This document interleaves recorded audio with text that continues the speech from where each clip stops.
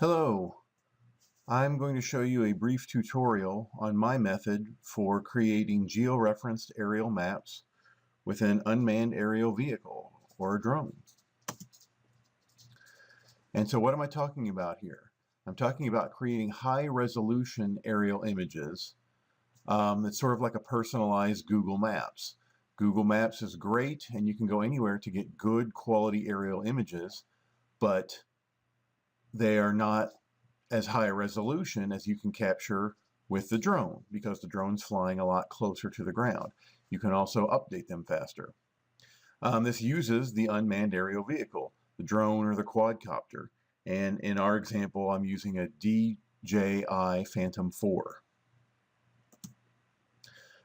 And I've already touched upon this a little bit, but why would I want to do that? It's much higher resolution, and you can map as frequently as you wish.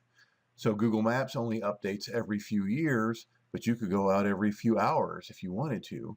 And so you can look at changes on a much finer time scale.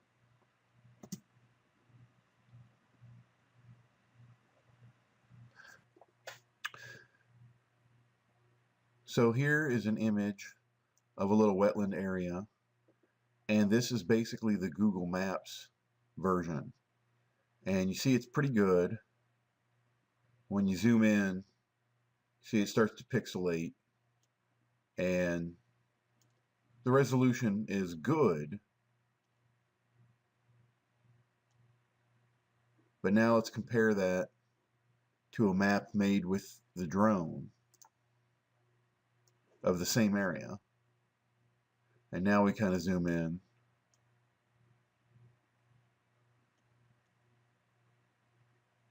And you can see you've got much higher resolution. You can see almost individual stalks on these plants. Move around a little bit. And for example, you can see there's a beaver run right there. And you can see dead trees. And if I turn that off, you know, of course the Google Maps image is also probably a couple years old. But that just goes to show you what you can accomplish with this high resolution aerial mapping.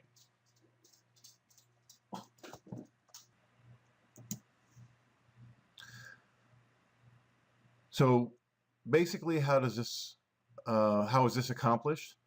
We fly a series of parallel transects with the drone, and the drone will automatically take still images of the ground every few meters. And its goal is to get a lot of overlap among those images. And if you get a lot of overlap among the images, then it makes it easy to stitch them together. So you stitch all the single images into one big image. But since all the small images are georeferenced, you can also georeference the large image. And that's basically the idea. Take a bunch of small pictures and stitch them together into one big picture. Now, just as a warning here, the technology and the software change very rapidly. So by the time you look at this, my technique might become obsolete and there might be a better technique. And there might be better techniques out there already, but this one I know works and I've used it and the workflow is pretty straightforward. And also in this tutorial, I assume you already know how to fly the drone. And if you don't, you need to practice with that and make sure that you're safe and you know what you're doing. So I've broken this down into a three-step process. Step one is planning the route you're going to fly. Step two is going out to the location and actually flying the route. And step three is processing the images. All right, planning the route.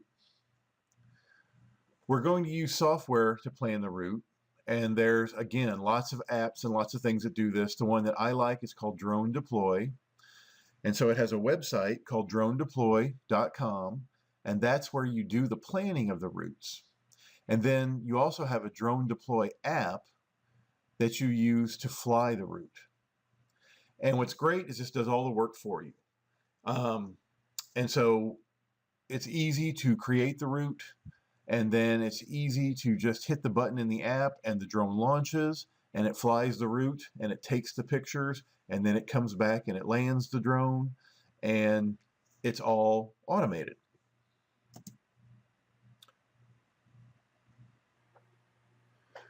Okay, so here is the Drone Deploy website, and here's where we're going to plan our route. And of course, when you first start to use this, you've got to set up a free account and you have to log in. And when you log in here, you see on my dashboard, which is on the left, I've got several folders. And within each folder are several routes. It's a great way to stay organized. So I'm going to create and add a folder for this tutorial. And when I go into the folder, there's nothing there because it's brand new. So I'm going to plan a map flight,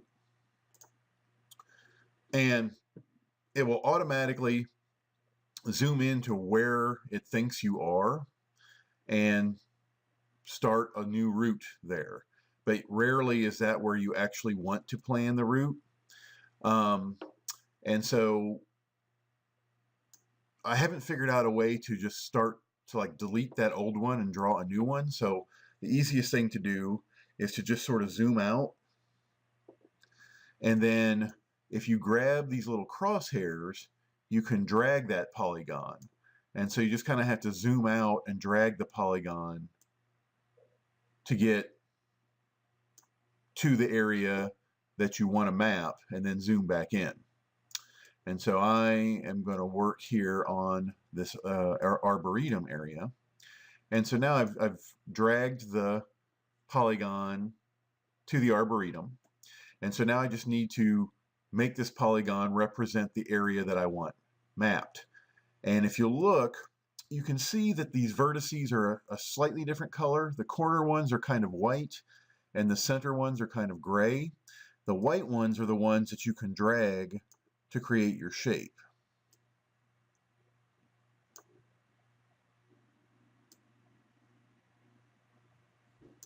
And so I'm going to make this polygon to represent what I want to map. Now the gray ones, if you click on those, then they become white and draggable, and they add 2 new gray ones. And so in this way, every time you click on a gray one, you make it draggable, and you can make a more complicated shape. However, you might not want so many vertices, and so if you want to get rid of one you've added, just hover over it. When you get that little dot, you double click, and they go away. And so this is roughly the area that I want, so I'm happy with this. Now I found that if you put the edges of the polygon right on the border of the area of interest, you get a pretty good map. It seems like you get a good map all the way out to the edge. But if you want to be certain you get those edges, you can make this area a little bit bigger than what you actually want to map. It's really up to you. Now, as you draw the polygon, you see that the software, the website, automatically creates these green lines, and these are the transects. This is the route that the drone is going to fly while it's capturing images. And that's great. It does that automatically for you. And so now we're going to come over here to the dashboard, and we've got some information. First, we've got the name, which we're going to change to tutorial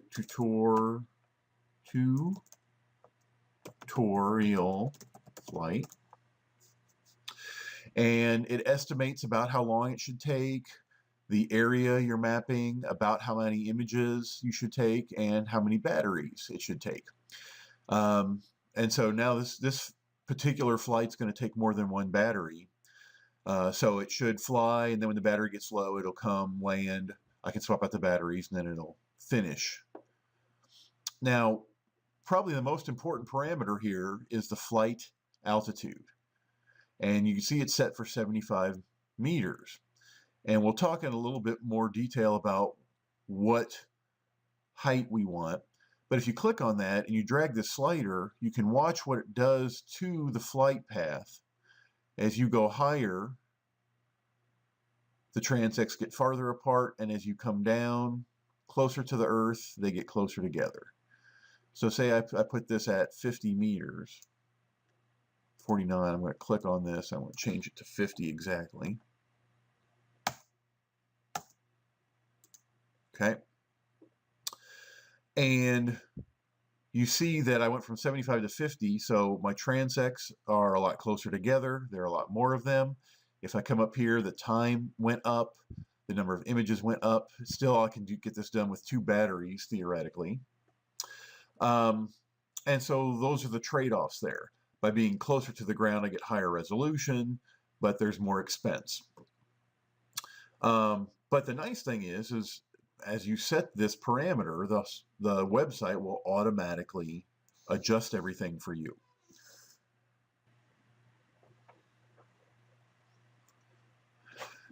And so anyway, that's the real strength of this website, is that by adjusting things, it automatically designs the route around your parameters.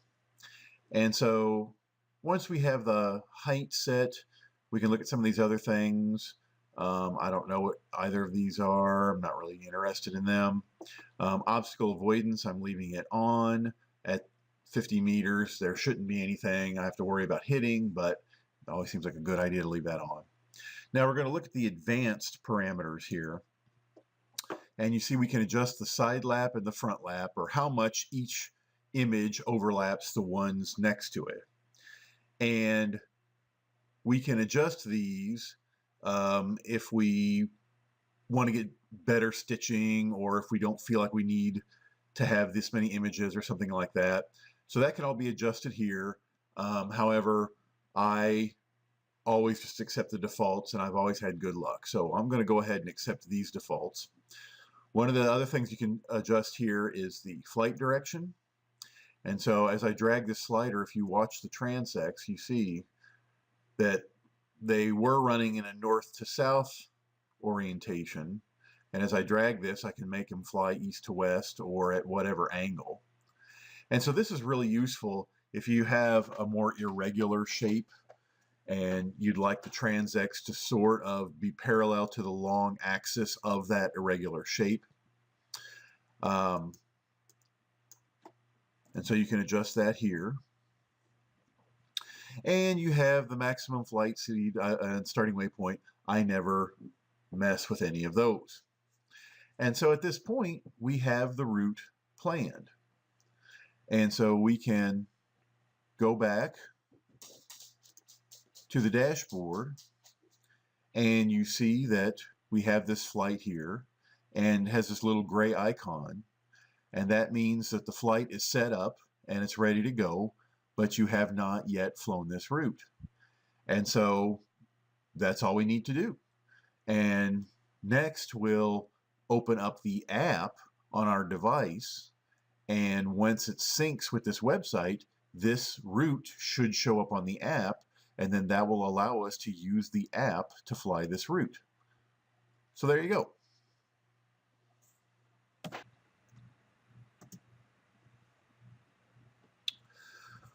So really, when you're setting up your route in Drone Deploy, the only settings I ever mess with are the height of the route and the percent overlap.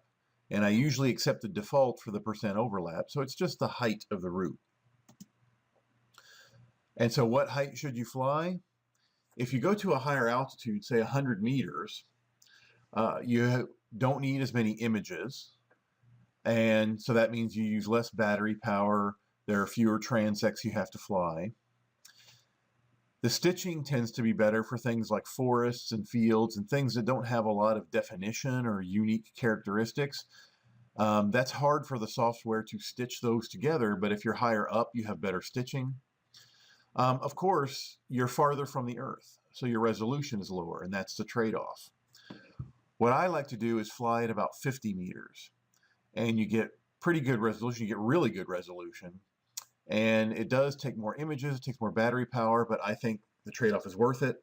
I don't fly any lower than this simply because I start to worry about hitting things like trees. So at 50 meters, there's probably nothing you're going to hit, and you get a good combination of resolution without using too many images and too much battery power.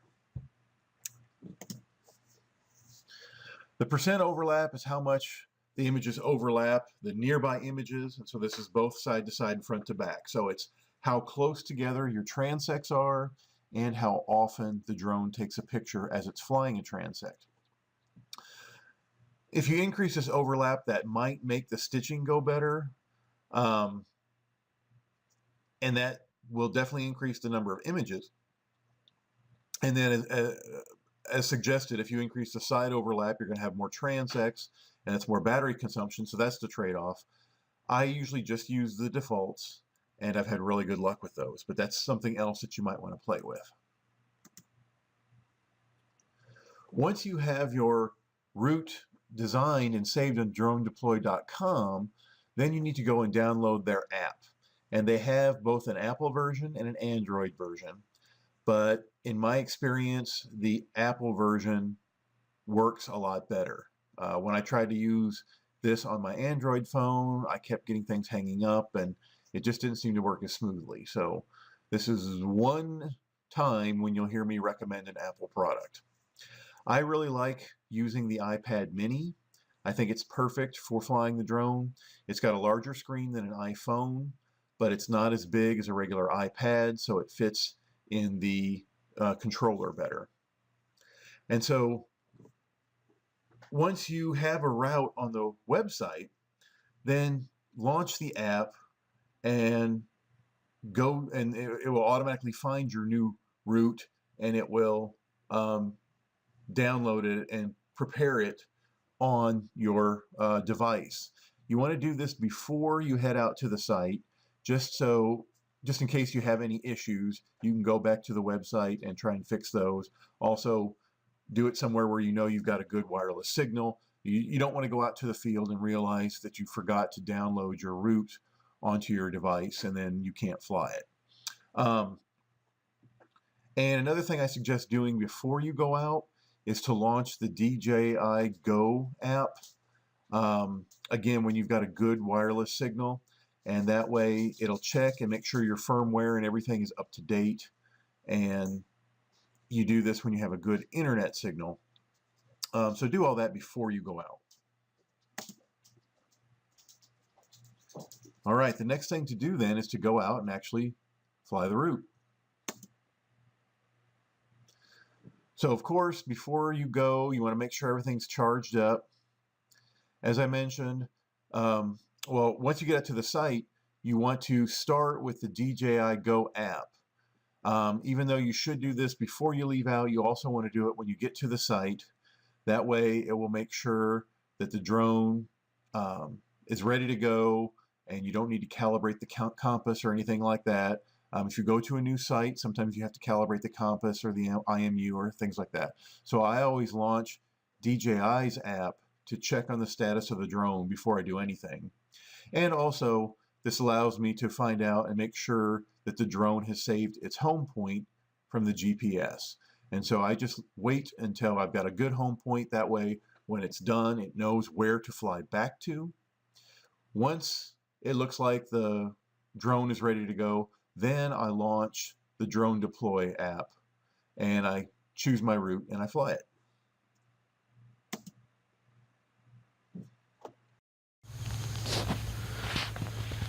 Okay, so we are out here ready to go.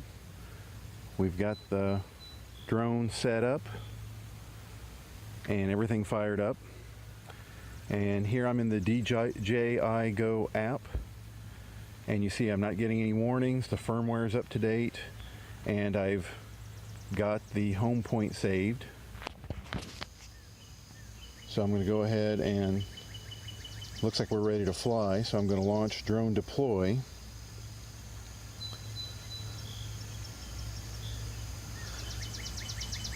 And then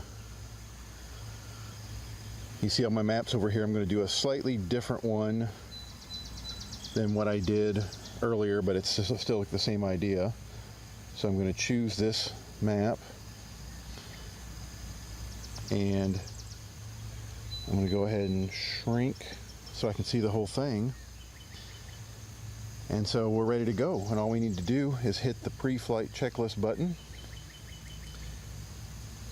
and it goes to the pre-flight checklist, and it's uploading the flight plan to the drone.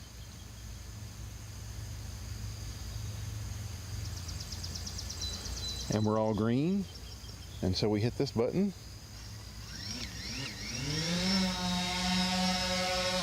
and there she goes. Now we're going to drink coffee while that thing flies the route.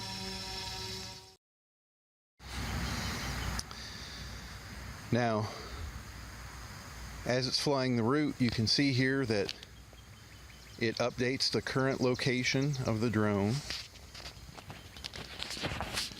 And then we can also see what the camera's looking at. And if you touch this, you can make that full screen so you can see exactly what the camera's looking at. X out to go back.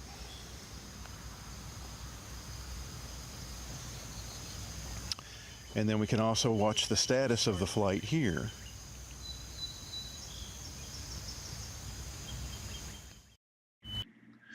Recall that this route is large enough that it's going to take more than one battery. And when the battery starts to get low, it's important that you understand that it will not automatically come back so that you can swap out the battery. It will start beeping at you and warning you, but then you have to tell it to stop collecting data and fly back home so that you can swap out the battery. And so that is what I'm going to do right now.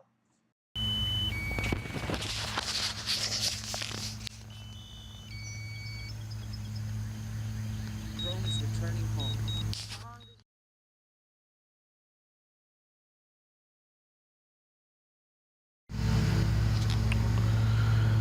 Okay, so I swapped out the battery, and I had to just wait for the drone to reconnect and be recognized by drone deploy.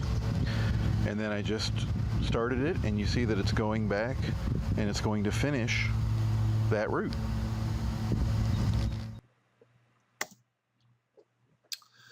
And so just a few tips for when you're out in the field. If you are using your cell phone to run the app, you might want to turn off the phone antenna while you're flying. That way you don't get any calls during the flight, which may interfere with the progress. It probably would be fine, but you also don't want to have to be dealing with a phone call while you've got the drone up in the air. At any point, you can cancel the route and switch to the DJI Go app and take control of the UAV. So if there's something going wrong, or I don't know, a storm's coming up, or you decide you need to land it quickly, you can just go ahead and cancel everything and then just fly it back on your own using the regular DJI Go app.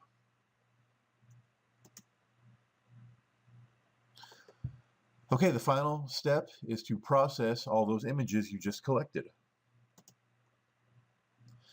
So we've got a lot of images, usually hundreds, and now we need to stitch them together and keep them georeferenced.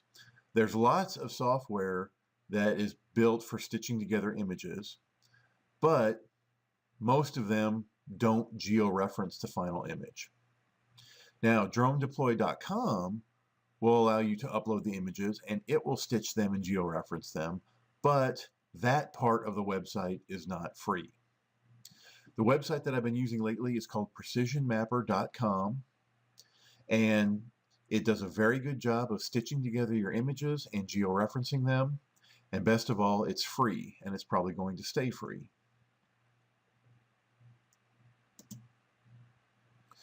So of course, the first thing you have to do is get the images off the drone, and I'm not going to cover this. However, in general, I do suggest using the cable to plug the drone into your computer and downloading the images that way. It's a little bit slower than popping out the memory card and popping the memory card into your laptop. However, I think it's very easy to not get the memory card back in and to not get it to click back in, and it loosens the memory card.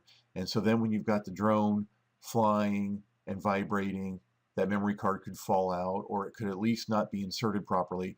I don't even like to mess with it. Just use the cable and you'll never have to worry about losing the memory card and loosening the memory card. Once you have the images to your computer, scan them very quickly and get rid of any that are not useful for stitching. Usually the app will take one picture just before takeoff, and so that's looking forward and it's on the ground and that's not useful, and so you want to get rid of that.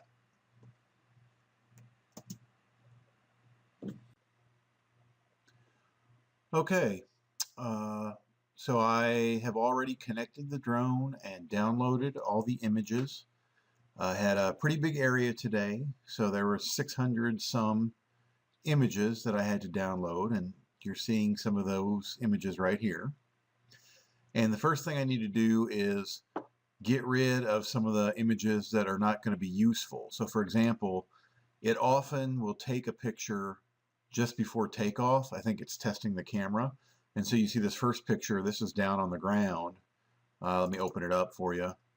So you can see that this was taken just before it took off. And that's no good for aerial mapping, so I'm going to delete that one. But you'll remember, or you may have noticed, when I did this, it's such a large area, I had to swap out batteries, which means that somewhere in here, I probably have another picture that was taken before takeoff, because I had to land, swap out the battery, and take off again. And so I'm looking for, and there you go, look. Let me open this. See, that's, I don't know what that was. That's probably when I swapped out batteries. So I'm going to go ahead and delete that because that's no good. Let's just go ahead for fun and do a quick scroll. And looks like the rest of these are all appropriate. Okay, so now we're going to go to the website, which is called precisionmapper.com. And just like before, you need to create a free account and log into that account. And so the stitching is where a lot of websites will do that, and they have different strengths. But a lot of websites, this is where they charge you money. Up to this point, everything's been free. But like Drone Deploy will stitch them together, but you have to pay for that, whereas the route mapping is free. However, this Precision Mapper has recently come onto the scene, and they seem dedicated to keeping this part of it free. And so I hope it stays free. I'm sure it probably will. And so that's very advantageous to us. And now there may always be new websites that pop up, but right now this one is working really well. And so what we're going to do is we're going to upload a survey. And what we have are raw images from the drone. And then here we're going to be able to choose images. And so I'm going to select the first image and scroll all the way down to the 638th image. Hold down Shift, click on it, and then hit Open. And at this point, it's not uploading these images. You see that here it says it's scanning the images for GPS data. And so I think it's checking to make sure that they all have that geotag, so that when it stitches them together, it knows exactly where to georeference the final image. And so this is going to take a little bit, so let's just be patient. Okay, so because I had so many images, that took a few minutes.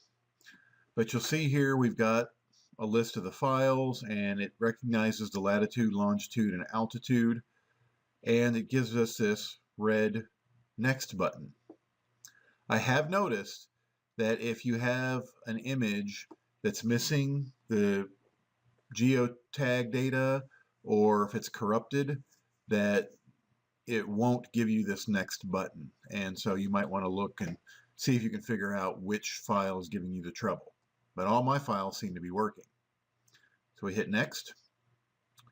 Now it's asking for the camera parameters, and it recognizes that our drone is a DJI Phantom 4.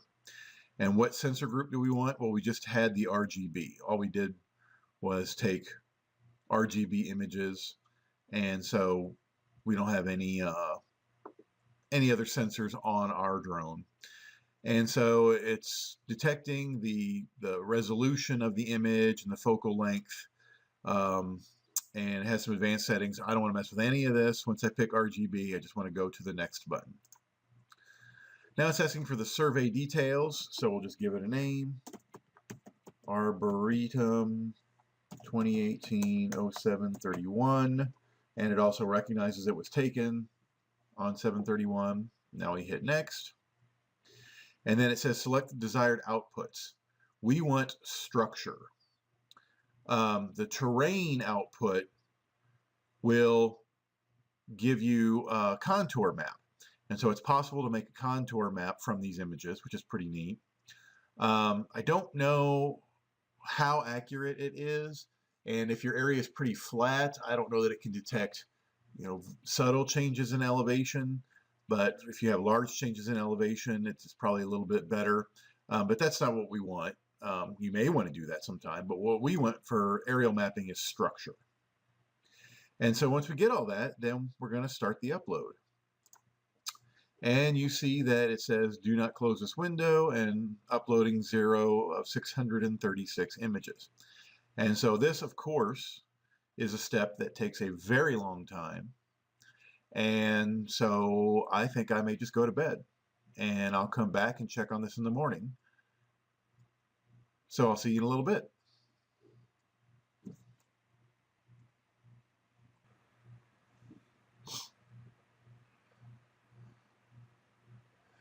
Okay, so I went ahead and just waited overnight to let the website stitch together those images, and it turned out it didn't work perfectly. I had 600 some images, and it just was too many images, so I broke it into 3 parts of about 200 images each, and those worked. So 6 of one, half dozen the other. Doesn't really matter.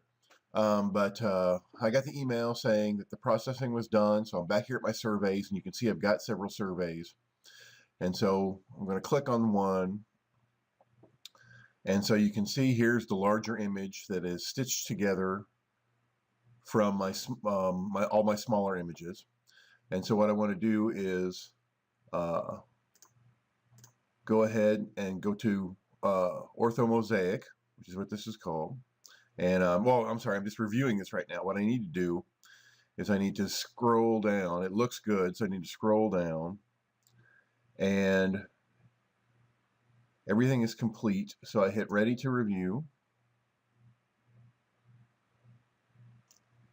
And when I do that, you see that it changes from accept to, and it gives me a button for accept or decline. And so it looks like it's good, so I'm going to accept. And when you do that, the status changes to complete. Excuse me, and then you see this download button. So I'm going to hit that, and there are several things you can download here, and you can mess with all those, but what we need is the georeferenced image, ortho.zip. And so I'm going to direct download, and I'm going to find my folder, and I'm going to save it. And so this is a pretty large image. Again, this is only 1/3 of my area, and it's going to be about 2.4 gigabytes, and it's going to take a while to download. So we'll let it do that. And here is the final product. I've unzipped the file and loaded it into ArcMap, and here is the large georeferenced image that's stitched together from all the smaller images. Now you'll notice there's kind of a big hole right here in the middle of the corn maze, and that's pretty typical. When you have something funky like that, it's very difficult for any software. This is not just a website. This is any of the stitching software has a lot of trouble with stuff like this. And so it was unable to fill in the center of the corn maze here. One possible solution would be to fly higher, and so you lose resolution, but you tend to get fewer of these holes. There may be other solutions, but just to give you an idea of what we're ending up with here, let's zoom in on this flower bed, and that's very good resolution. I can pick out individual rocks in the border, and that's the final product. So there you go.